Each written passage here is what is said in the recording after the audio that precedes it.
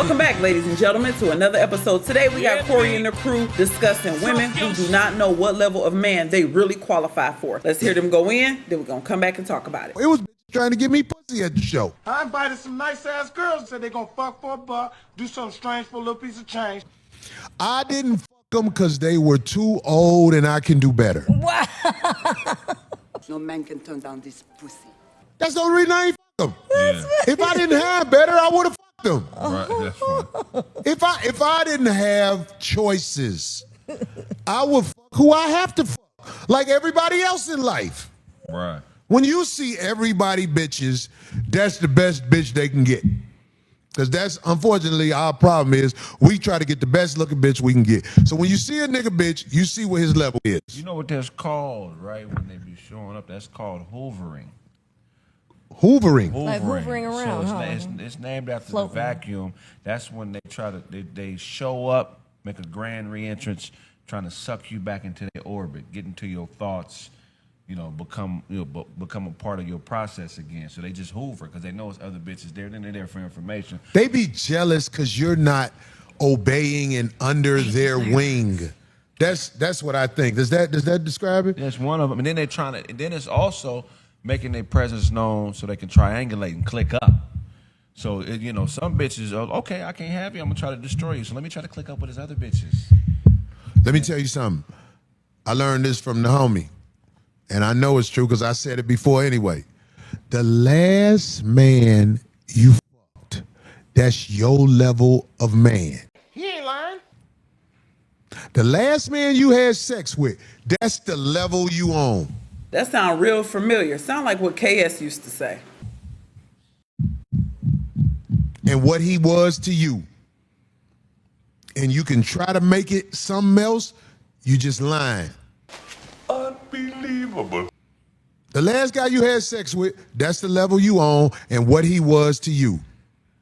What was he to you? Does he do anything for you? Does he try to show you any type of extension besides having sex with you? Nope. Is he capable of extending anything besides sex to you? You need to look in the mirror and see who you fucking with.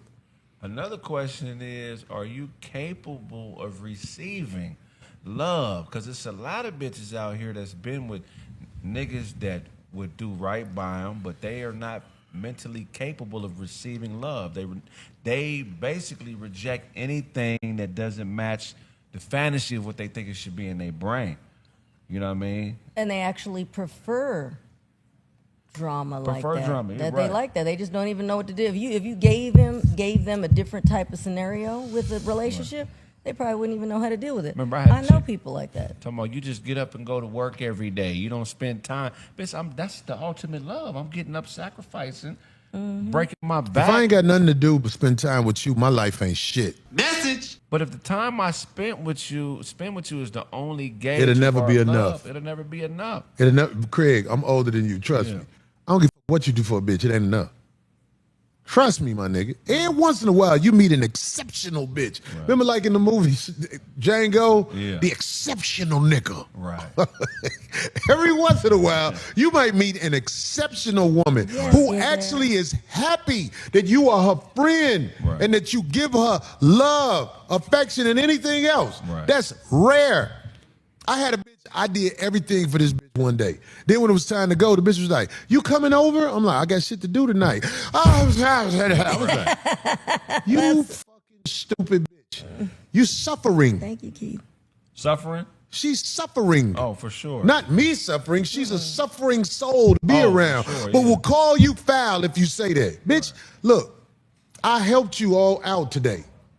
You ate at a place you can't afford to eat at. You got a coach you could never afford. That's the type of bitch to have a baby with a nigga and then try to find another father for. Boy, ain't no way, boy. How about that? Jesus. You dating with a 6-month-old. How are you dating looking for new daddies and you got a freshly born baby? All right, ladies and gentlemen, that was a lot. Let's talk about the things that was said. The level of man or woman that you qualify for being based on your ex. I think like I said, we've heard that conversation with Kevin Samuels, RIP, and his teachings. It's pretty obvious what level a person is on or was on based on who you had children with or who you were just with. Now, I know some people reinvent themselves, level up, and some women try to practice hypergamy, things like that. But for the most part, most of us are average people, and average people get average people. But there's a lot of delusions of grandeur in the world in these days, a lot of entitlement and lazy, spoiled people who feel like they deserve and they should have just because they said the words out their mouth that they should have, not that they put in any type of work. But a lot of people, mainly women, feel like they should have some rich, successful man just because they said they should,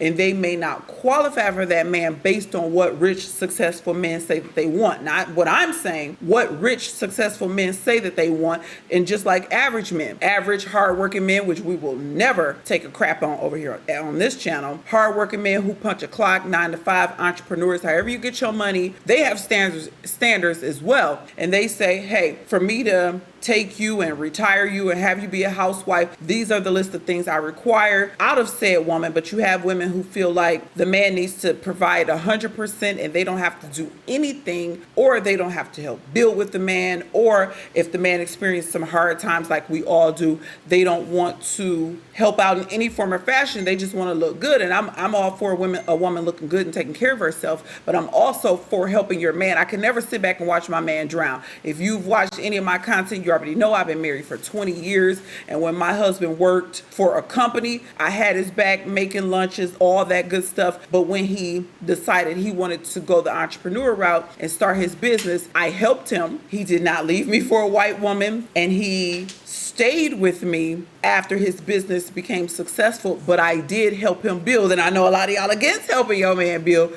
but when you put in that work with the right person, you will reap the benefits. Your ex and your past decisions. A lot of us have to wisen up about who we have relations with and who we decide to have children with, because that's like a stain. That's like a grade on your report card. Everybody's going to look at you for that. People are going to judge you based on that. You may not like it, but that's just how the world works. Just because you don't like something doesn't mean that it's no longer reality just because you don't like it. The fantasy life that a lot of women have built in their heads, to me, it comes from TV. It comes from Disney movies, TV, fake BS that we were taught and shown on TV. Most of us, the closest thing, I guess, to reality could possibly be the Cosby Show, but most of us didn't even grow up with that type of lifestyle. So a lot of it is indoctrination from TV, because in real life, your grandma and grandpa, if they did still even like each other, the grandpa was always in the back room. The grandma, they lived separate lives, so to speak. He worked at the plant, gave her his check. She took care of everything. What we see on TV with the picket fence and the 2 kids and the perfect life, it's just not reality. But a lot of women will miss out on a good man, bypass a good man, because of what you have trained your mind to believe what you deserve or what is reality, in fact, is not reality. And most men are tired and they say they ain't about to try to achieve that. If you got that fairy tale in your head, good luck with finding it, because I'm not about to work and break my back to provide that fairy tale for you, which makes them start to reject normal average men. So many people take a crap on average men who have average careers and who punch a clock. Is actually sickening. You do have women who are mad at men just for going to work. They smother men.